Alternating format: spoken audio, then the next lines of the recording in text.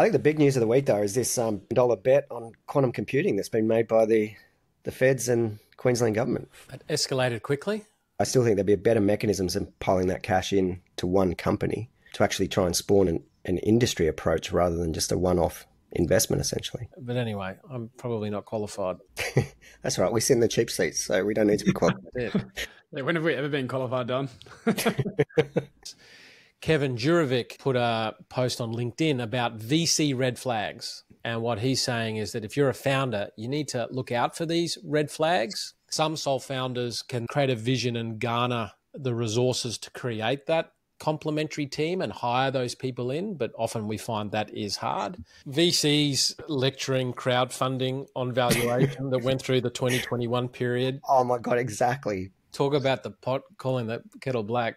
Exactly. Gilling cites issues with crowdfunding that are detrimental to investors, such as inflated valuations, unclear investor materials, aggressive marketing, and celebrity endorsements, as well as undisclosed failed attempts to raise capital from professional investors using crowdfunding platforms. Where crowdfunding really works is you've actually built a community, which means you're really good at content, you're really good at communicating value proposition. Then you've monetized those investors through the mechanism of the crowdfunding. But actually the precursor to doing that was all of the skills required to build a great business. And if you're just trying to create a Me Too software in the venture space, it's really hard because like incrementalism doesn't get you very far. Like you need to bring something that is substantially a better product to then warrant customers to jump across. I don't even know what the moral of the story is. Is that just me being a wanker? And what lesson is there to learn from that? I got no idea. Like we say all the time, the goal of the email is not to get the investment. It's not to explain everything.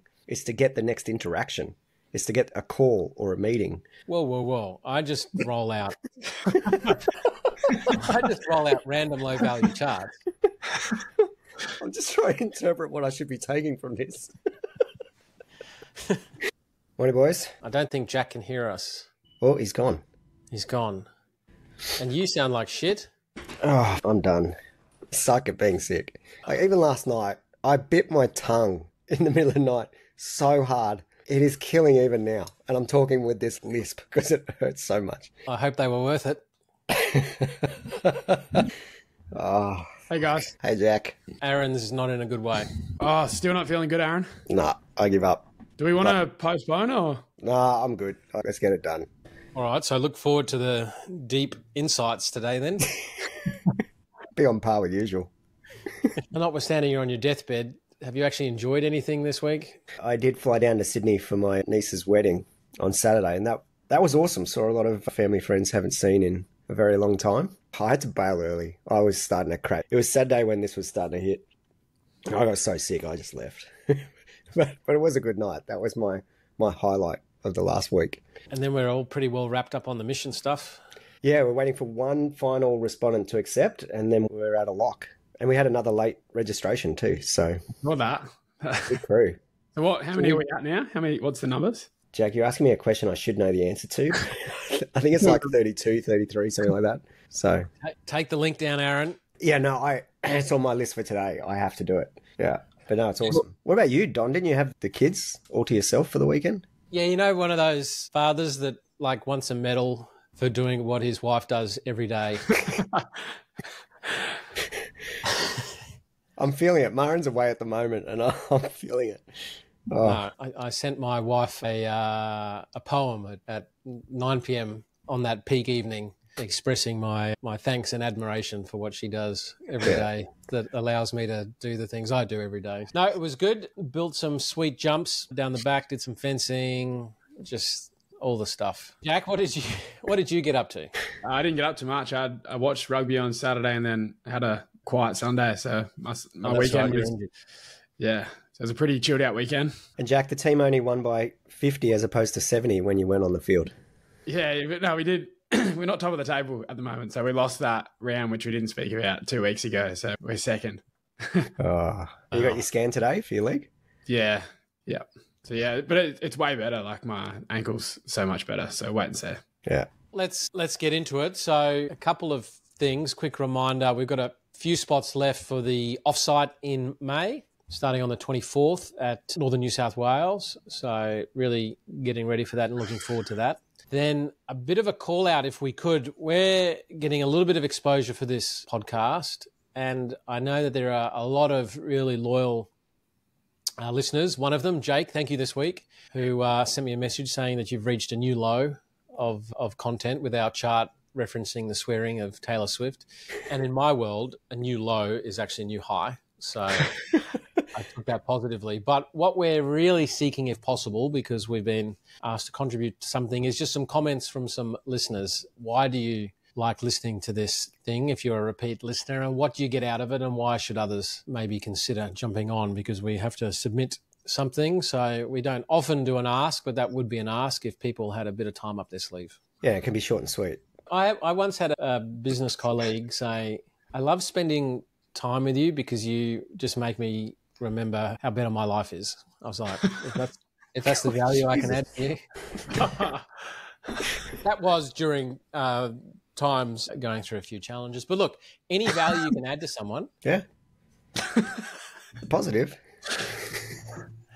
Happy for them to take it. Now, recapping on one article last week. So we spoke about Scott Farquhar stepping down from Atlassian. There'd been a whole lot of news there. An article came out in the Sydney Morning Herald by David Swan, and I thought it was just interesting to recap on that because Luke Annear was quoted. And in the article, as Annear puts it, of the Atlassian founders, Mike is the risk-taking visionary and Scott is the more conservative realist. Scott is a nerd at heart, which means he goes deep into the details. His knowledge of legislation frameworks and tax implications is as good as most specialised lawyers.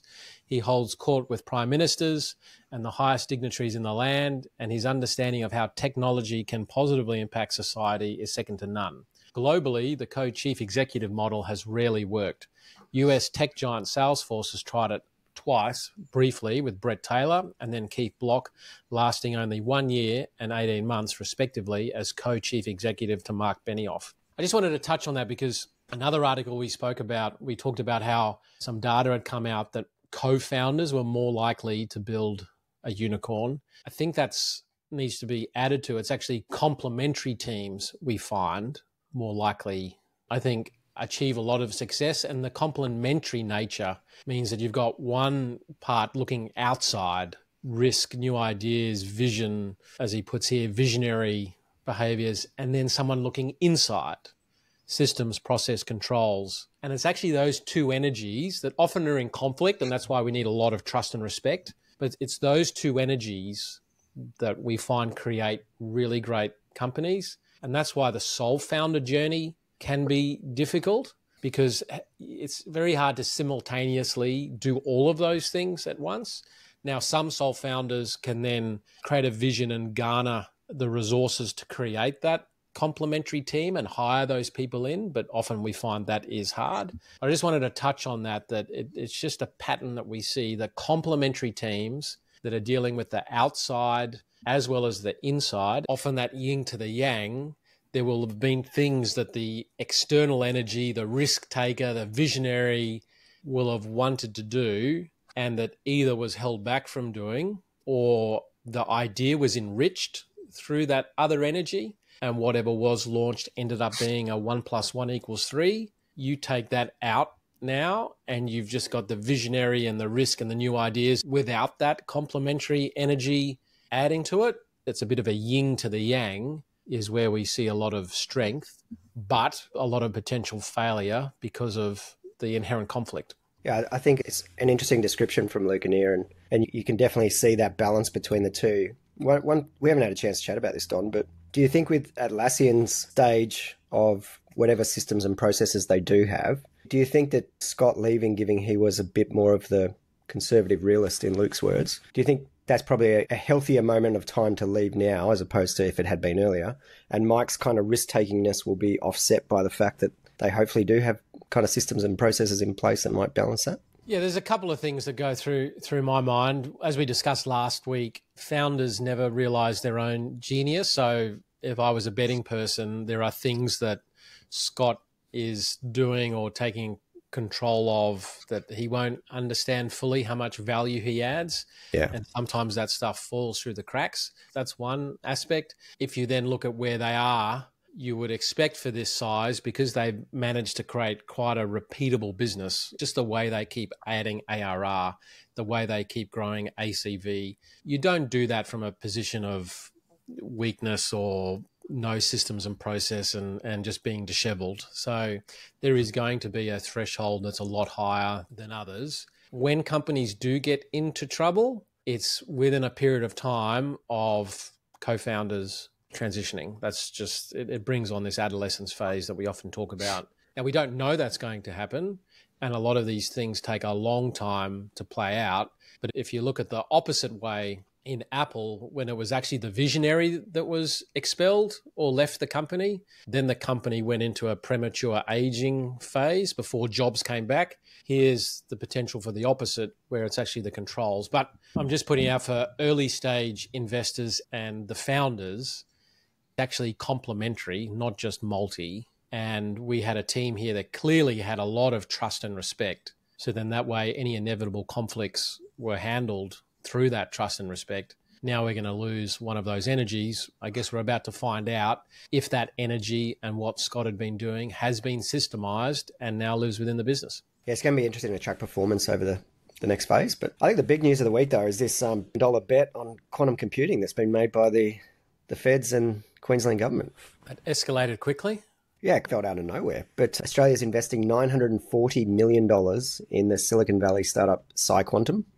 Interesting to note that they are Silicon Valley based, and now they're setting up a regional hub in Queensland. I can see investment by both the feds and the Queensland government contributing $470 million each through shares, grants and loans. But it was actually co-founded by two Aussies, so I hadn't come across them before. I'm only just starting to get my head around them. But yeah, interesting, like they're using a slightly different approach for quantum computing. So from the little bit of understanding I have so far, they're using light instead of matter, instead of particles, which means that they don't need to keep the computers as cold as other quantum systems, but still pretty much close to zero is where most quantum computers operate. But I think for us, it's really a chat about the government's investment more than anything else, right?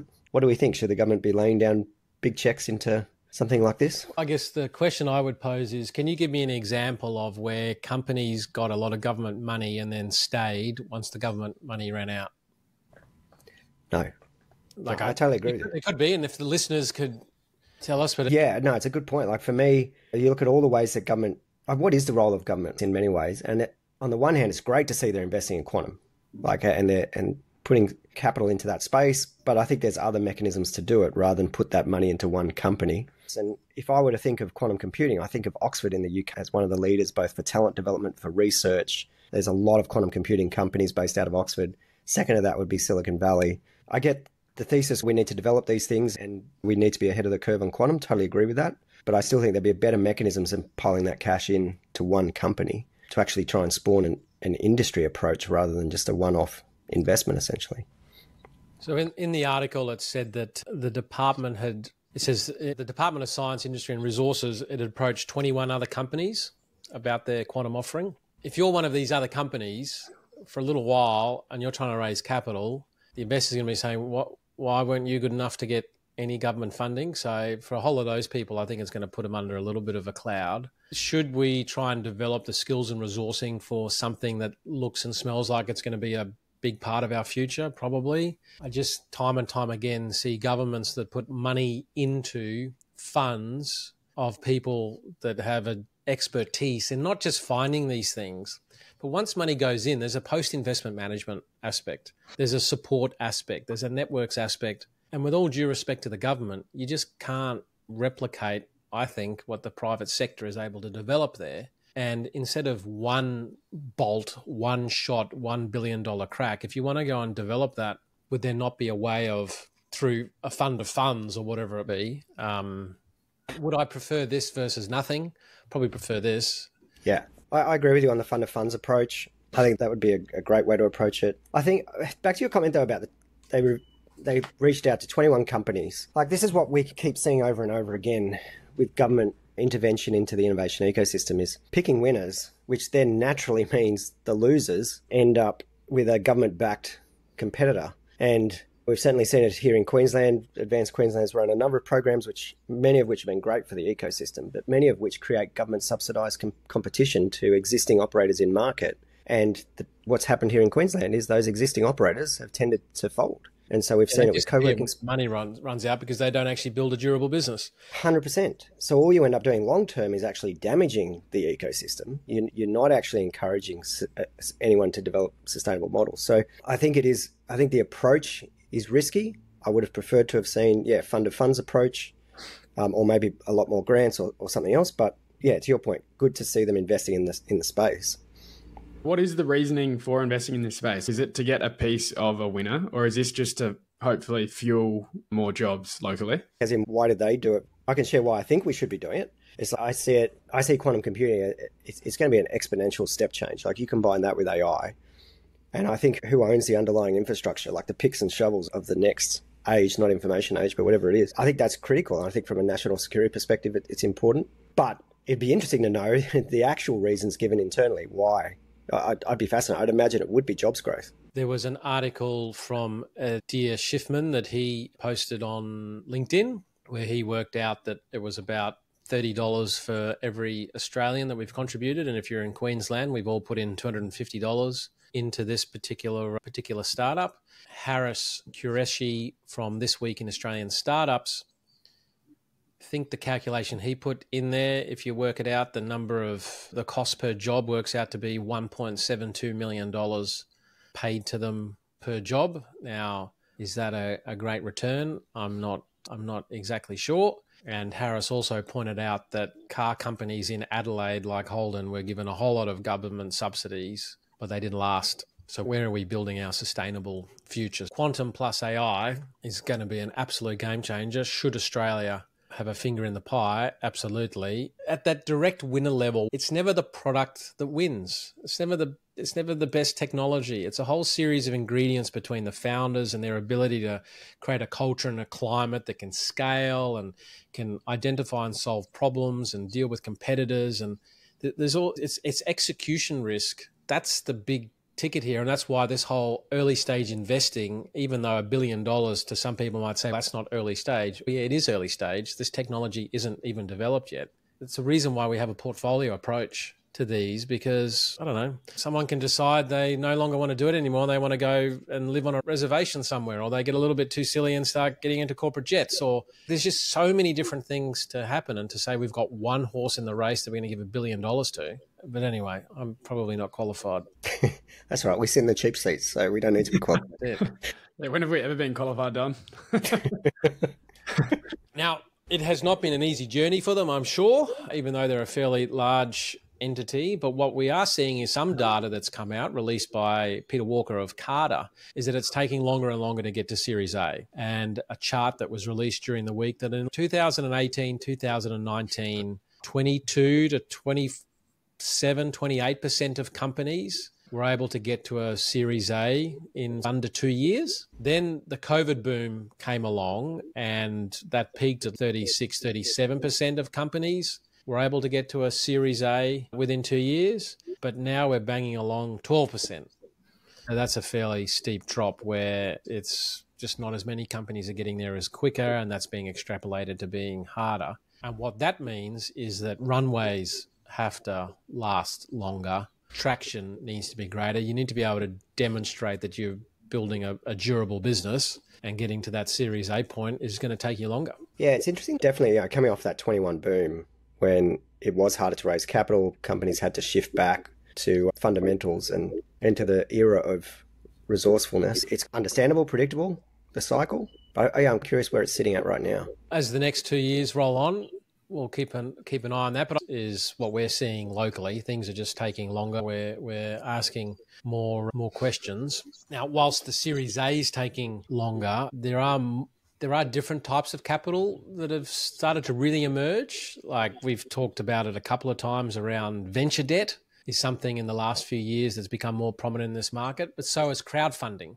And there's been a big boom in crowdfunding, and an article in Capital Brief by Bronwyn Clune, Birchal CEO issues equity crowdfunding defense after sharp criticism from VC. So Birchal is, I'm pretty sure, the biggest crowdfunding platform. And for listeners at home, crowdfunding is a way for people that don't qualify for sophisticated investor status. So sophisticated investor status is you earn more than $250,000 a year, or you have more than $2.5 million in net assets. If you meet that criteria, you can then get access to angel deals and wholesale things because you're deemed to be sophisticated just because you earn a lot of money. And we know that's pretty bullshit. But if you don't meet that sophisticated test, crowdfunding is a legislative way for you to get access to early stage deals that are hosted on these registered platforms. Now, these crowdfunding platforms have come under attack from VC and angel groups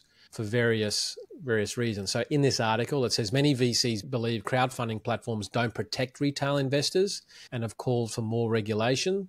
And it seems to have gotten fairly heated. Chris Gillings from Cut-Through Ventures dedicated a page in its latest annual report to explain that it would no longer report on startups raising funds through crowd equity funding because of ongoing issues. In our opinion, it says, the current model does not adequately protect investors, Gillings told Capital Brief. Although these platforms seemingly comply with the Crowdfunding Act of 2017, we believe there is a need for legislative updates or platform self-regulations. Gillings cites issues with crowdfunding that are detrimental to investors, such as inflated valuations, unclear investor materials, aggressive marketing, and celebrity endorsements, as well as undisclosed failed attempts to raise capital from professional investors using crowdfunding platforms. That's some fairly strong sentiment. Yeah. And I have so many thoughts about this. We're saying, yes, there's a lot of stuff that comes onto these platforms that don't appear to be high quality. But this was true way back in 2010, I want to say, looking to raise capital for our business. And look, at the time, it was like Wholesale Investor had this kind of marketplace model, and we didn't end up proceeding with it. But looking at some of the things on there back then, it was like, wow, these aren't really high quality businesses. But at the same time, we get access to some internal investment memos from VC firms about how they're justifying their investments. And wow, like I would say the quality of work that's done in there is by no means a high standard at some. So yeah, I don't know. I think I am more of the let the buyer beware type approach. Do understand the need for regulation, but I'd like to see actually more being invested in education. I don't think purely regulation is the answer. Yeah, I definitely think there's a need for this in the market, because in Australia, like everyone, VCs, we're accused of only investing in B2B SaaS, right? So there's a lot of other companies that don't fit that mandate. And having seen some companies that have gone through the crowdsourcing platforms that build a community, they do really well by going down that avenue because they get an army of diehard investors. But I think the issue is valuation, and don't quote me on this, but I believe it's up to the company to set their vow, and the platform actually has no say in what they set that. So if you're setting a really high valuation, then pumping marketing to retail investors, I can see why there's a need for stricter regulation there. But overall, I think we need this in the market. But as with anything, there's always a need for keep refining the processes to make it better. We're actually going to have Matt, one of the co-founders of Birchal, on founder focus segment, which is going to be really good. There's a couple of things that go through my mind. So Matt was quoted in this article. The criticism is astounding because I think in this area, this part of the financial system has been incredibly opaque. Now, what he's talking about there is that for the stuff VCs do and even angels do is quite opaque. And we met Matt at South Start, and we'd been having a nice little chat. And I remember there was a point, it's normally me that's the dickhead that raises shock. Shock, yeah.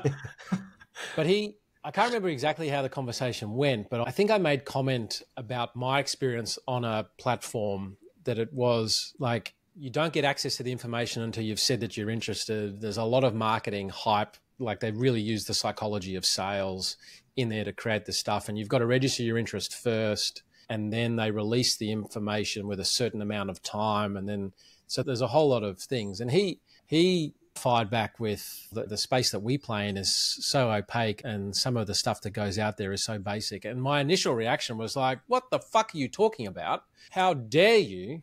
Like, you should see our 40-page IMs. But once I calmed down a little bit. He is right in that angel groups and even a lot of VC are far more opaque than crowdfunding. And we're not actually governed by a whole lot of the laws that they are. I agree, is more actually opaque, but it's not opaque by design, so to speak. It's just that we're dealing with sophisticated, in inverted commas, people that understand portfolio approach, understand the metrics here, that for every 10, 3 are going to zero, 3 might get a bit of money back, 3 might do one times, and one's the winner, right? So we're statistically investing in stuff that just going to not yield to what we hope it would yield. My view of when I've read these documents, they are actually very detailed. I humbly say that the stuff that Tribe produces, we get a lot of feedback on it because people see deals from us and others that are the same company but with a different pitch. And I think we're developing a value proposition of going a lot deeper. But I think the problem that VC and others have is actually the quality of them. Some of that I've seen, I just know in the ecosystem, that company tried to raise from 15 angel groups, 20 VCs. It's got a flaw in its business model. There's a whole lot of issues. Oh, look, they're now on the crowdfunding platform. How the crowdfunders deal with that, I'm not exactly sure. Sometimes these things, it's like the funding of last resort. But to Jack's point, I think there are companies that are going to build some really great businesses. Why? Because first and foremost, they built a community. Where crowdfunding really works is you've actually built a community, which means you're really good at content, you're really good at communicating value proposition. Then you've monetized those investors through the mechanism of the crowdfunding. But actually the precursor to doing that was all of the skills required to build a great business. And so you actually see some of those. I think we've got to be careful not to throw the baby out with the bathwater. And then let's also be fair, criticism from some areas, like crowdfunding deals are not a competitor to us. And I guess that's maybe why I look at it a little bit more fondly, because these are not our deals, right? We're not putting money into the stuff that ends up. It's a different space. But for some sectors of the market, it might be a competitor to them. So I think we've also got to be a little bit careful of that. It's just the normal shit that people throw at a competitor. And if a company has a flaw in its business model, a team with no demonstrated ability to execute, and a valuation that is 100 times more than what a sophisticated investor would invest at, disclosure is not going to solve that. More words in an IM are not going to solve that. Yeah. A shitty deal is a shitty deal. Now, a regulation approach to valuation and what's a good deal, that's a slippery slope, because professional people can't get it right more than 50% of the time. A regulator definitely isn't. In our realm, 99% of the work is actually post-investment management. It's actually help, it's support. My understanding is once you're in, you're at the whims of whoever that board is, whoever the company is. The platform, so to speak, in inverted commas, that brought you the deal isn't doing too much post the deal. And I know a number of examples that have raised through crowdfunding platforms, raised big numbers like $600,000-$700,000. Then they're no longer around, or if they are, they're limping around. What happens with them? But that's the risk. I want to go back to Chris Gilling's comments from Cut Through Ventures and how they're not going to be reporting on investments in that space anymore. If Cut Through Ventures report is supposed to be a true measure of the investment ecosystem, surely you have to then report on it despite its messiness. And just put a disclaimer on there that we don't agree with a whole lot of stuff that's gone in here, but here's at least the dollars that were raised in crowdfunding, and we call upon the government, blah, blah, blah, whatever message you want to push. But I agree with you. Because it'd be like saying it doesn't sit right with me. No, it'd be like saying we're not going to report on the level of investment flowing to female founders because it's not healthy. That's exactly why you should be reporting on it. I don't know. I go a step further. I say, to me, this kind of shit throwing tends to be coming from VCs who are at that early stage, like pre-seed, where they're getting competition. And to a lot of Harry Stebbings' comments on 20VC, that end of the VC market that can't differentiate, it's become commoditized, getting increasingly competed with by these platforms. It just seems to be shit throwing at competitors. I don't know. I think, look, we need this in the space. Yes, it can be better. I think we can all be better at all stages. And that's the bit that I'm trying to go in my head. Are there shit deals that I see through angel groups and VCs? Totally. We look at them all the time. Yep. One person's shit deal is another. Now, crowdfunding, there's some stuff there that if you don't have a portfolio approach mindset, if you're going too big into some things, if you don't have some experience on some of the aspects, life's going to be expensive and hard. And the caveat to everything we just said is a convo Jack and I were having yesterday. Like even the ones you think are shit could actually turn out to be brilliant performers from an investment perspective. So one person's shit is another person's treasure. So look, we could all be wrong. VCs lecturing crowdfunding on valuation that went through the 2021 period. Oh my God, exactly. Talk about the pot calling the kettle black. Exactly. But like on everything, are there some things to improve? I think so. Do I think it's as bad as what it says? Probably not. Jack, any... No closing thoughts. Sorry, Don. Closing arguments, Your Honour. Yeah. We look forward to having Matt on. What I do know about Matt, having interacted with him at South Start and then subsequent to South Start, genuine guy. Yeah, cares about both sides of the marketplace and has a genuine passion there for finding ways for investors that are shut out from the sophisticated investor tests to be able to get access to early stage investments. And on the early stage investment side is passionate about seeing founders that can't traditionally raise. And look forward to having that chat with him because he's built a great business. But like all businesses, I'm sure there are improvements. Now, talking about seeking investment from investors, Kevin Jurovic put a post on LinkedIn about VC red flags. And what he's saying is that if you're a founder, you need to look out for these red flags. So if your VC spends more than a minute looking at a DocuSign, red flag. If they're not rocking out Patagonia vests, red flag. If they actually reply to an investor update, red flag. If they don't own an infrared sauna and then talk about it, red flag. If they're only words they know, keep in touch for later rounds, but it's too early, red flag. But then doesn't say we invested at inception, big red flag. Has only been to Burning Man once, doesn't say synergy enough. Now, some of the other comments in the posts were if they don't end every sentence with, let me know if I can be helpful. You actually need an ice bath to go with that infrared sauna in order for it to be a package deal. Doesn't have their own podcast. We're guilty of that one. We're guilty of the and can't quote Silicon Valley. You have to quote Silicon Valley. There's so many lessons in it. Oh, fuck, it's so good. I think the early stage one is, we invest early stage. Oh, you don't own the whole market and build everything out? Yeah. Oh, I think the other one is they have their own framework for something. I'm really looking forward to the episode that we did last week with Ed Keelan, where he, without even intending to, made a mockery of the canvases and frameworks that we've been building. You pretty much exactly described our go-to market strategy canvas without having ever seen it and then proceeded to trash it. But in subsequent emails, saw it and actually really likes it. Ours is special. Special. Now, whether you're raising from crowdfunding or PE or VC or a Patagonia wearing wanker, and for the record, we don't wear Patagonia here. We wear RM Williams. RM, yeah. If they would like to come on as a sponsor of this podcast, that would be great. Okay. Jack doesn't have to. It's more Aaron and I have to wear the boots because it's our male version of high heels. It is. Honestly, I need that heel height. Yeah. And my RMs are in getting repaired, and I'm not sure if I'm going to have them back for London, and I'm actually having a bit of a crisis about it.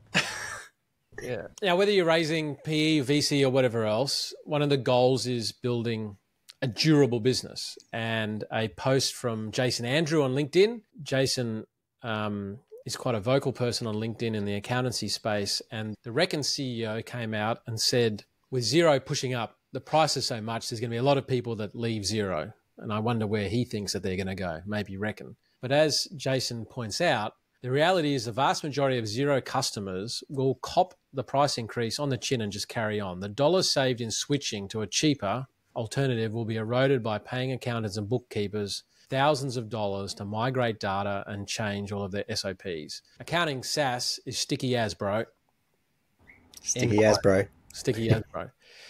Look, we talk constantly about durability, and one of the durability aspects we look at is stickiness and switching costs. And is it expensive to switch? And if it is, you've got durability, you've got the ability to maintain and grow margins. If it's not, you're in trouble. Yeah, and then just something to add here is for founders listening, the outcome of having a structural competitive advantage is pricing power. And if Xero increased the price and the customers stay, that is a demonstration of pricing power. And that's a position you want to play in. Yeah, so if you think of realestate.com, when it started to do your listing was like $120. And when I sold 5 blocks of land and they forced you to take a listing out for each block, they now charge based on postcode. Because of the postcode location, it was now $1,900 a block. And there was no getting around it, because if I wanted those blocks advertised to a national audience, that is pricing power. Yep. Yeah, and network effects are like the textbook example of a competitive advantage.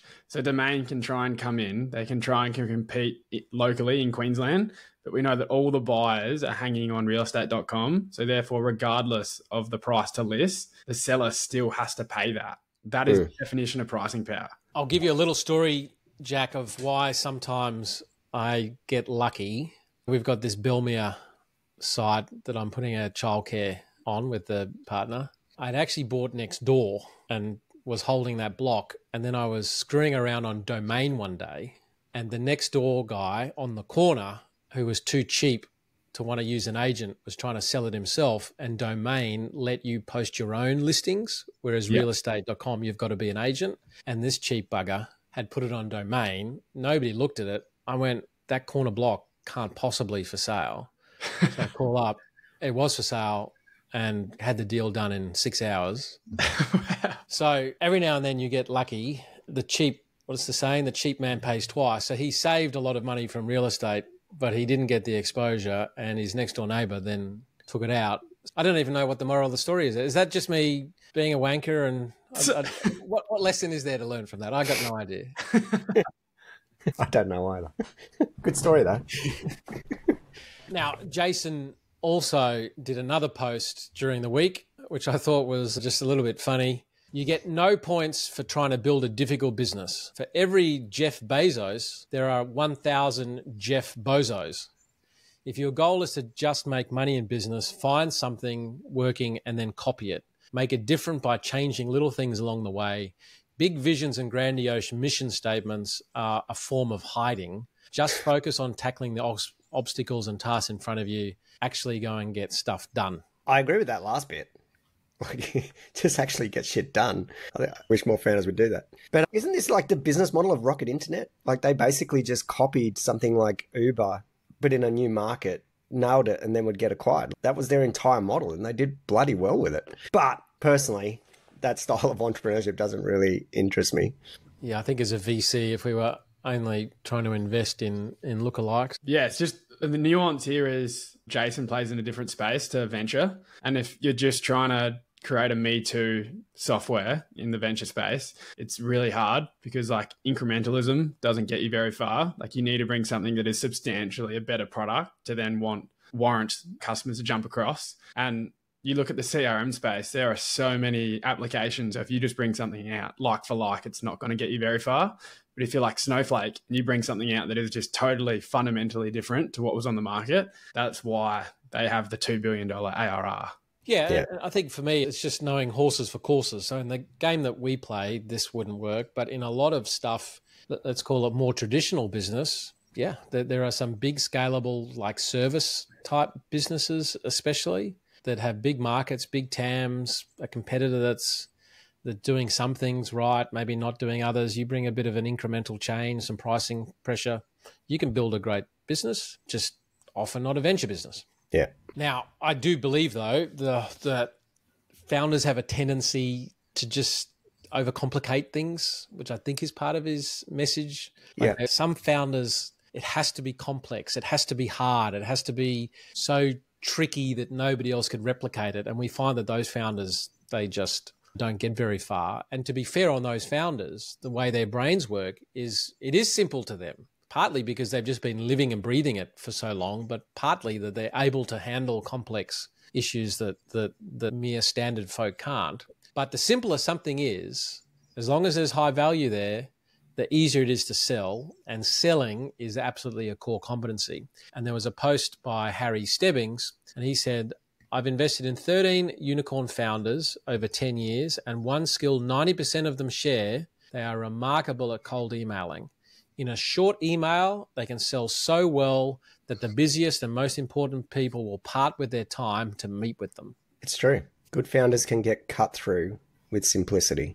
Just to reinforce, in the comments, Jason Lemkin posted, this is why almost all the unicorns I've invested in have come from cold email besides one. That's so crazy. And it goes against everything we say. Like, you need a warm intro, all of that BS. Like, people are cutting through all the noise. A really well-written cold email is cutting straight through and they're getting the call. And I think it's a combination of things. People engage when they read or hear the words that resonate with their story or their situation. Yeah. And often what's happening is people are cold emailing or just communicating from their own perspective in the words that resonate for them, or overlaying what they believe is right for the counterparty.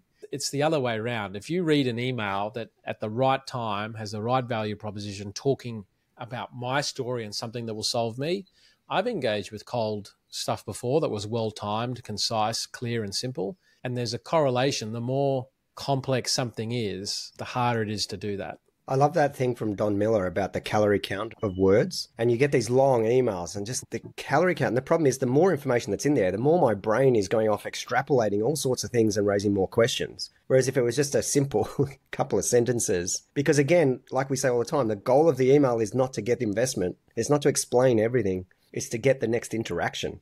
It's to get a call or a meeting. And so short, just get the cut through, make it resonate with me, and it can be highly effective.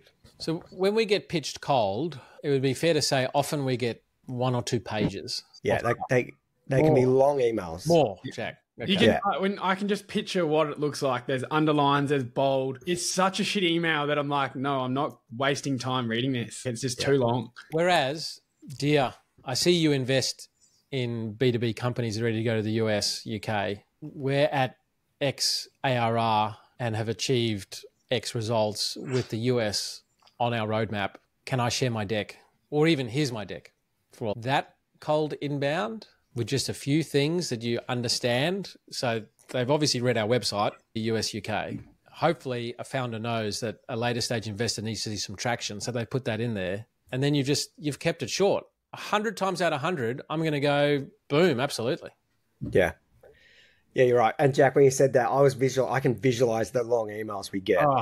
And I often scroll down and just look, is there a deck or something attached that's going to give me a shorter bit? Or I'm like, what's a signal in here I can find? But when it's nice and short, it's just, do you want to see the deck? Yes. Yeah. You've got me engaged. Next step. It works. Relevance and reciprocity. If your communication isn't relevant, i.e. you've done a little bit of research, you understand, like on LinkedIn, I get hit up like everybody does, just for so much stuff. But you give people a little bit of credit for someone that's spent like literally 15 seconds to actually just have a look at your profile.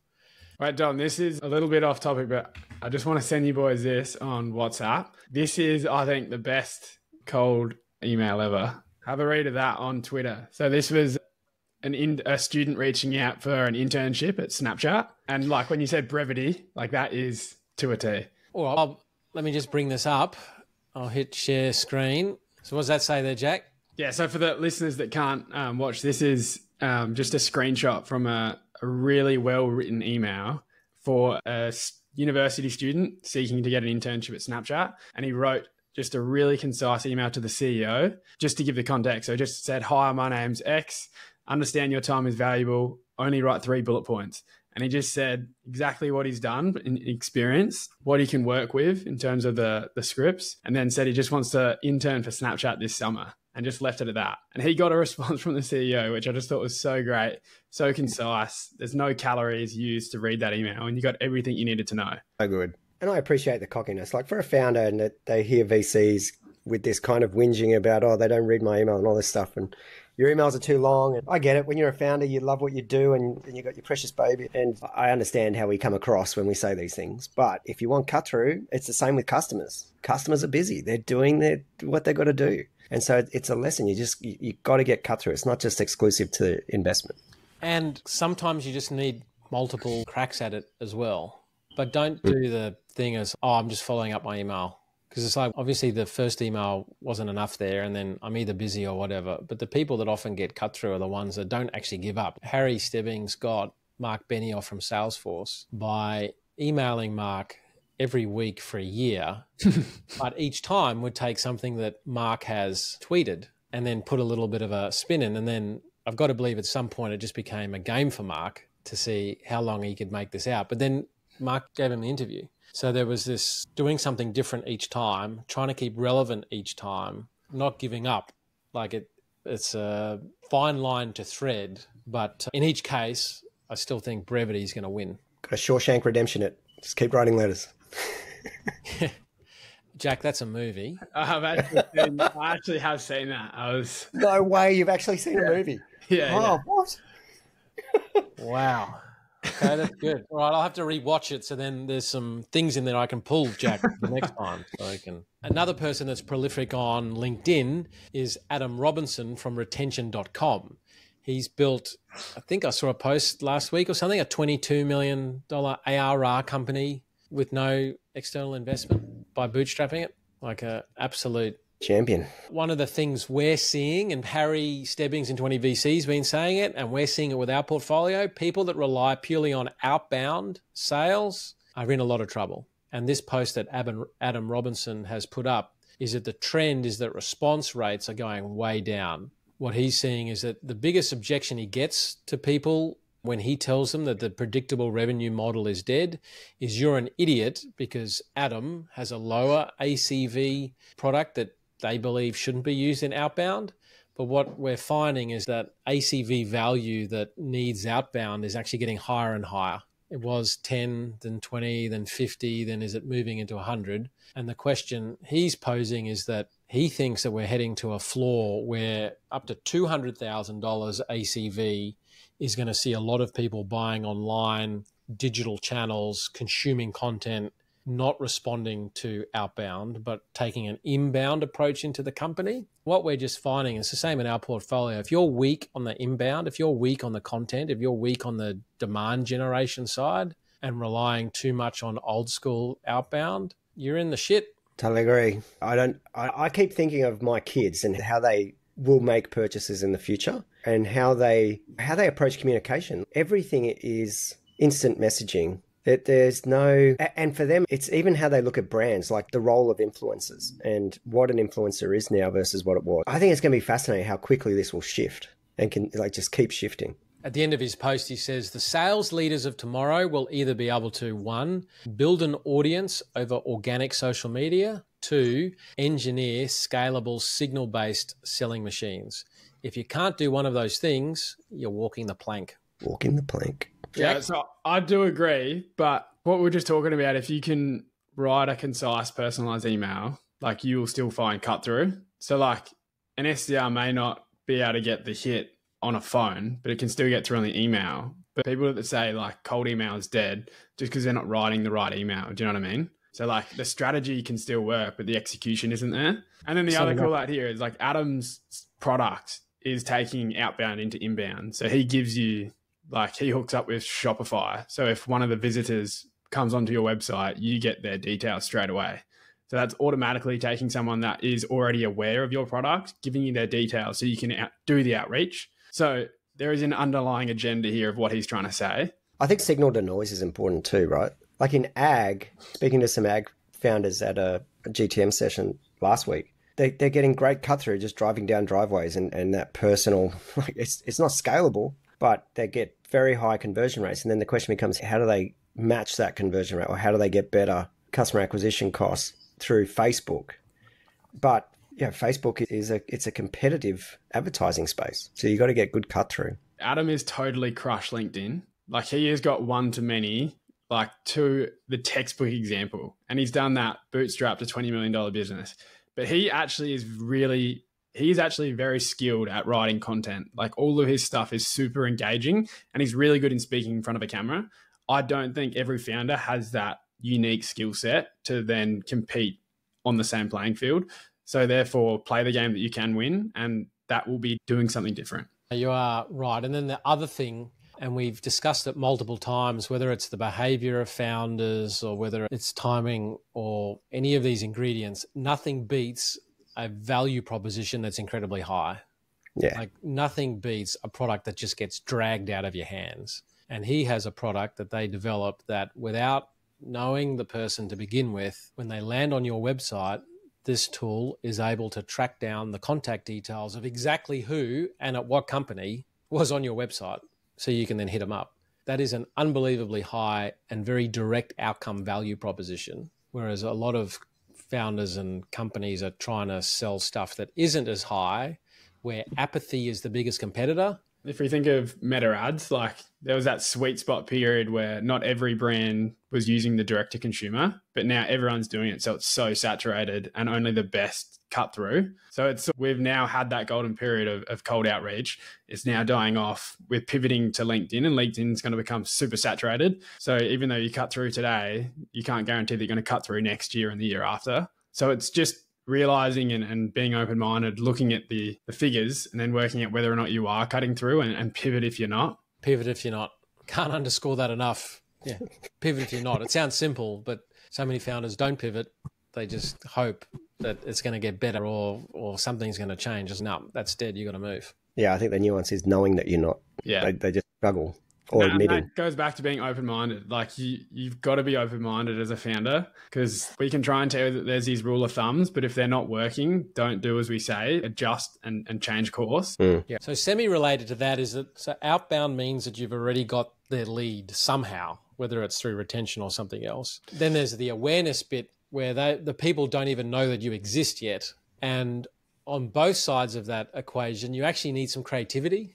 And what Jack was talking about before is that if it's not working, yes, you've got to be open-minded, but then the next step of an open mind, I think, is that level of creativity. I thought I'd just play this little clip, not that a lot of our listeners will be able to directly learn from it, but there was just a level of creativity here that I think was quite clever, because I've often wondered, how do these big companies go from absolutely nothing to something? So this is the founder of that app Bumble, which is like Tinder, but it's the ladies on the platform. They're the ones that have to make the connection and are in control.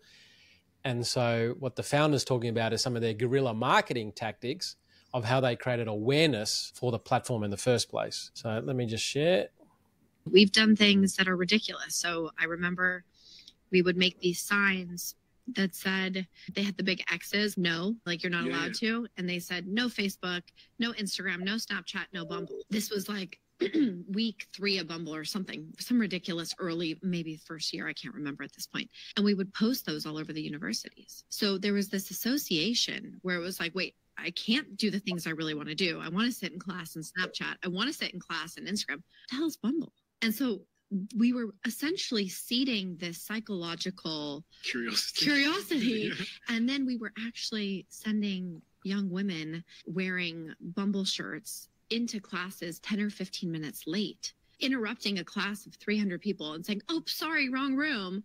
But everyone's looking at this young woman or young man, whoever it was, wearing a Bumble t-shirt. So we were seeding curiosity and this like, why is Bumble everywhere type of thing. I just share that's the creativity that's required to build an amazing business, isn't it? I've got some ideas for Tribe. Okay, Aaron, hit it. I'm going to be sending us all into random different events, other companies pitching. But yeah, I think you got to do that sort of stuff, right? Getting good cut through with quirky methods. I don't know why. It made me remember there was this guy selling, the bananas on the side of the road, like farmer puts it in a trailer and it's just sitting there. And I was chatting to this guy. He was saying one time he got the 3-tiered pricing, this quantity, this price, this quantity, this price, this quantity, this price. And he deliberately put the middle tier pricing incorrect so that it worked out like you're better off buying, it's cheaper to buy like, I think it was like a bunch of 6 as opposed to the next whatever. And he said people would deliberately stop and buy like multiple of those bunches at that price thinking they're getting this great deal. And it was just purely done deliberately. It wasn't a mistake. He's just totally gamified human behavior, whereas I've got to take advantage of their mistake and end up selling more bananas. I thought it was just bloody genius. But it is interesting. How can you get your brand out there, do these things that in some ways aren't, to our point before, they're not necessarily scalable, but they get really good cut through and really good brand awareness. If we think of the alternative, so when Bumble launched, it was already second to Tinder, and Tinder had already reached critical mass as a marketplace. The safe and traditional way that you would do it is give me X amount of dollars and I'm going to go pump social media through Meta, LinkedIn, all the pockets of the web that I can to try and bring people unaware to aware of Bumble. You could rinse $10 million and get no traction, where she's gone and done these guerrilla marketing stunts that cost bugger all money, and she's got clear cut through. So like that, to me, the difference in the go-to-market in that 0 to 1 is so different to someone that just wants to follow the traditional path, which the likelihood of being successful was slim when you've already got a competitor that's got critical mass. Yeah, spot on. It's that 0 to 1, and people fear doing stuff that's not scalable, because how will I then scale? So no, get yourself to the 1 position. You've got some revenues, traction, the ability to pull in other capital or other resources. Then the 1 to 2 is a pivot. It's a change. It's different. But you're not going to get there if you don't do things that are unscalable. I feel like the biggest fan of Kiki, but that is Toby to a T. Like, they raised $6 million, but none of it's going to sales and marketing. It's all guerrilla marketing. They're scrappy and it's cutting through. We're going to have to try and get Toby on, Jack. Yeah. I'm his biggest fan at the moment. It could be worse. Actually, while we've been on air, we got an email from Blackbird, the media department of Blackbird, saying, "Oh, we've been listening to your podcasts and hear that you often reference Blackbird. Appreciated the thoughtful commentary around Blackbird and other local VCs. We'd be interested to have a Blackbird investor on your Investor Focus episode if you'd like to have someone on." That's cool. Hey, is this a stitch up or are you serious? I'm serious. Head of communications for Blackbird. Let's do it. That's awesome. Yeah. I think totally. It's bloody awesome. Who would we go out of if we had Crocker, Rick, or Nikki? Jack, I love how you think we've got pull to get someone good on. Daryl on level 2 who makes our lunch. We're willing to risk him. If you link back to Atlassian, and imagine Atlassian lads don't provide that early funding, and then that money doesn't make it into Canva or safety culture. Like, it's a different ecosystem. We are absolutely standing on the shoulders of giants. Yeah, absolutely. Absolutely. One butterfly wing flap and everything changes, right? Those ripple effects of some of those things, far out. Like Rick sitting on the banks of that river talking to Melanie. Yeah, no, so it's cool. That's rad. Awesome. Shall we see if we can continue to destroy in reputation through charts? Let's do it. Having no value. Actually, no, sorry. There was one more thing that I found. So just talking to people about branding and obviously generating awareness, I saw this on LinkedIn, because this is often the way it happens. Just hold on. So for those that can't see, this founder, if you will, is in a supermarket and... Who wants coffee? I just made a fresh pot of coffee. Does anybody want coffee? Who wants coffee? Does anybody want coffee? Who wants coffee? Do you want coffee? I just made coffee. Does anybody want coffee? Who wants? Buddy, do you want coffee? Do you want? So it's literally like 3 minutes of the guy just walking around to random people yelling, "I've just made coffee. Would you like some coffee?" Now, I appreciate the irony of probably the way I interact on LinkedIn, yelling. Or mine. Do you want an offsite? Do you want a mission? So, yeah, don't do that. All right, some charts. Have I closed the screen to you guys? Are you still there? Yeah, you've got it. Oh, yeah, there you are. All right. So I know a lot of the listeners are probably thinking, I wonder how many oil spills we have in this modern generation versus the future. But this is the number of oil spins. This is the number of oil spills that was more than 1,000 tons going back to the 1970s. Now, it peaked at 636 a year. And as of 2016 and beyond, it was down to 6 a year. Is there any correlation to pipelines versus tanker shipping oil? Whoa. I just roll out. Random low value charts. I'm just trying to interpret what I should be taking from this. You could be there right. Are fewer penguins covered in oil. Yeah. So for those that think the world is getting worse, here's direct evidence the world is getting better. The Dunning-Kruger effect, I think most people listening to this will have heard it, but just this chart, and I plot myself on this chart so often. We've got a development at the moment where the engineer, I think, said the words to me like, "Everybody knows that." And I'm like, not me. So on the left-hand side, it's low confidence, high confidence.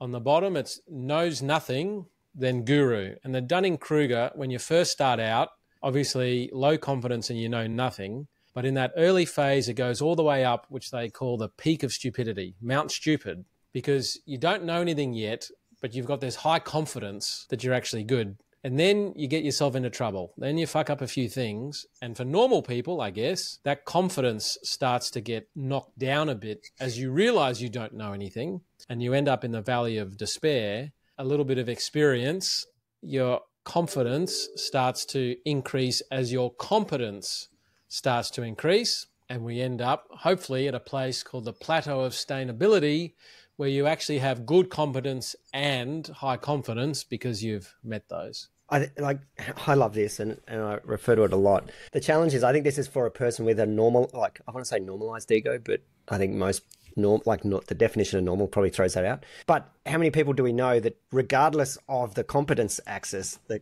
confidence is just through the charts, even as they progress and realize they don't know everything, they still pretend like they do. And then others who I would argue are way up on the guru spectrum, but still have low self-confidence for whatever reason. But it's super interesting. While I was bedridden with my man flu, I started watching some flat earth stuff and talk about the Dunning-Kruger fit curve there, far out. Right, Don, is it possible for some people just to stay at the peak of Mount Stupid, but not actually get any more confident, but they just stay at the same confidence? Aaron, Jack, I was going to ask you, do you want to plot one of us on there? Because are you asking the question because you're trying to get like a self-reflection towards one of us, Jack?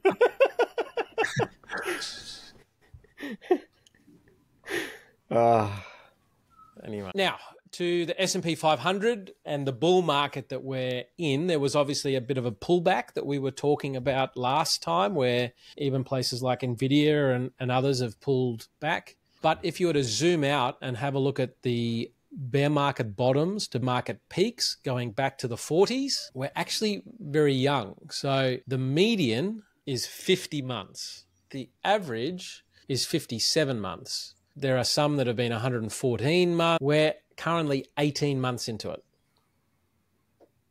Could be different this time. That was a long run from 2009.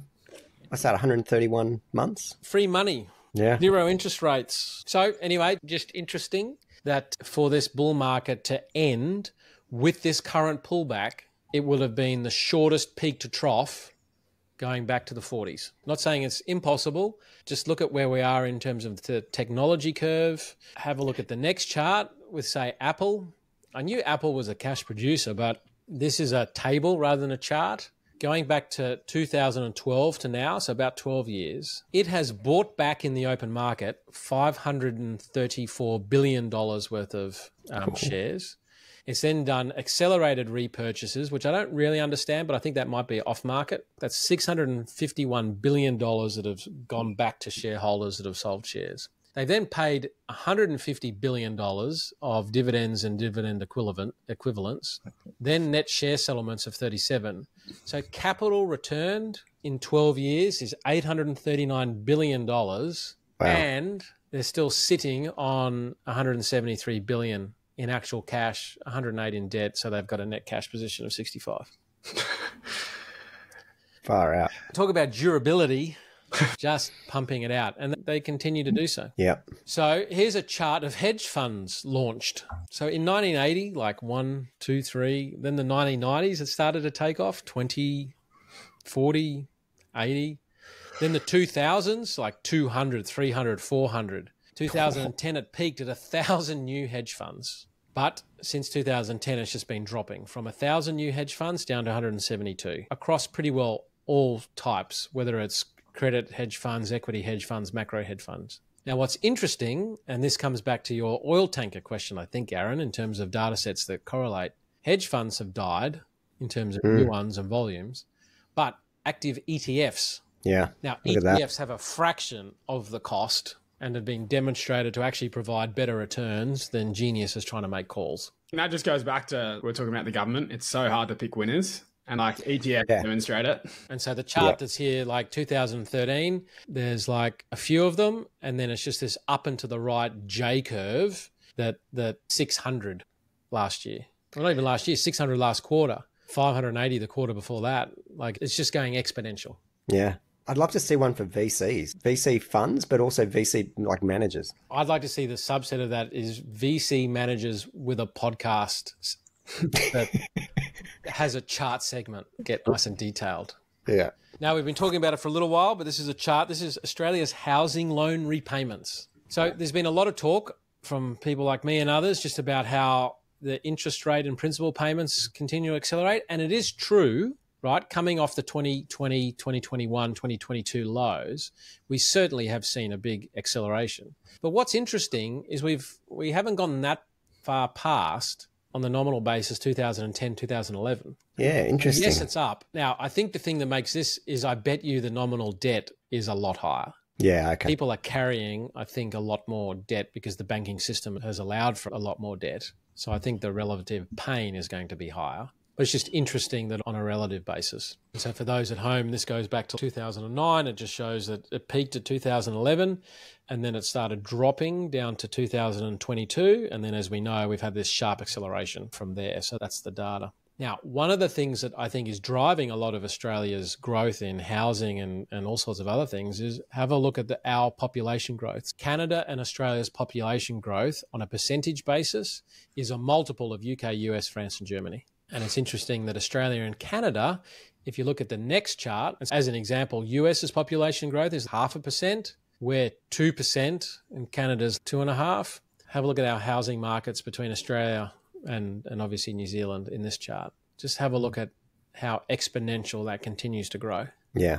Now, again, in the family office, we do a lot of property stuff, and then I've got some property bits. We've got a development with 160 lots that we've been trying to get out of the ground for nearly 2 years, and we're still a number of years away because we can't get council and state government to work properly. And so I'm seeing firsthand that anybody thinks that we've got solutions for housing affordability, we're actually going backwards because we just can't get anything done. We can't get the infrastructure, we can't get a whole lot of stuff. And then if you look at this chart, going back to 1992 for Australia, disposable income and house prices, the house price is outstripping disposable income. So pricing of housing is becoming a higher and higher proportion. So this is the chart of the unemployment rate in the US going back to 1948.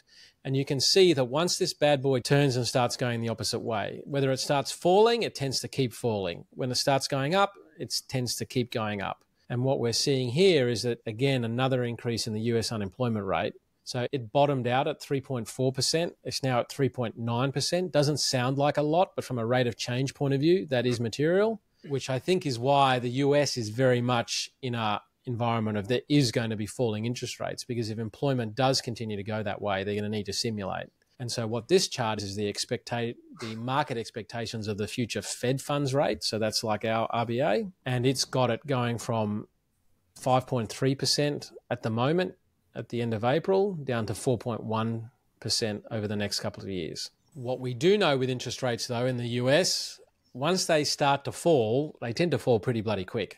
Yeah. Just like we've seen. So the market is actually very conservative here. And in my experience, if there's a reason for them to start cutting, they tend to cut faster than this. But what would we... So that's our charts. Oh, good charts. No Tay swearing. No Tato and Aaron, don't lie to me. Have you spent the last 5 minutes Googling the chart for pipeline oil? No, it did enter my mind, but I actually didn't. I'll find it for next week, so we can close the loop for listeners. What are we looking forward to? Other than getting over this man flu and Maren coming home, I'm going to Adelaide on Monday. So Sweet. I'm going to hang out with Jack, meet the South Australian cohort. Spread all the disease. God, I want to be better by Monday. Far out. It's already been long enough. But yeah, I'm looking forward to that. Are you in? So you're just flying in Monday and then out that night, or you staying the night? Stay the night, out Tuesday. Cool. Yeah. Oh, I'm missing out on the get-together. Yeah. And then Tuesday night, going down the Goldie, meet the cohort down there. It's not long. So, like we have a month to go. No, like it's going fast. Fast. And an offside in the middle. Bite off more than you can chew and shoot like hell. That's our motto. What about you boys? What are you looking forward to? I don't want to be that guy, but I'm in Fiji next week. How good? How good's that done? I'll be doing the potty from Fiji. My family, my brother's family, and my parents. Don, I think we need to get you like a party shirt to dial in from Fiji. Bulla. Got to have a cocktail in hand. Yeah. Oh, please have a pina colada in hand. That would be so funny. Monday, I went for the longest run I've gone for a while. Tuesday on the bike, and then went to the gym. Today, back at the gym. Nice. But then next week, I'm going to be smashing a buffet 5 times a day. Oh, I love it. When you're back, let's get into some running ahead of London. Yeah. Yeah, Jack? let's lock in that. I'm keen to do the runs in London again. Yeah. All right, sweet. Good. What are you looking forward to, Jack? Other than being able to walk again without crutches? Yeah, we got really good weather at the moment. So just happy to be in Adelaide. It's 21 degrees, blue skies, so it's beautiful. Oh, wow. I'll keep that there for Monday. You guys will have fun there. And just a reminder to our listeners, if you've gotten to this point, you are clearly in our, hopefully, cohort that we might be adding value to. And we thank you for listening and hoping that we are adding that value. But if we could ask that little ask, either a review on one of the podcast apps or an email or a text, just so we can submit what our listeners actually believe they get out of this random rambling. So we can get that submitted. All right, lads. Good. Good stuff. See you guys. Until next time, mate. See you.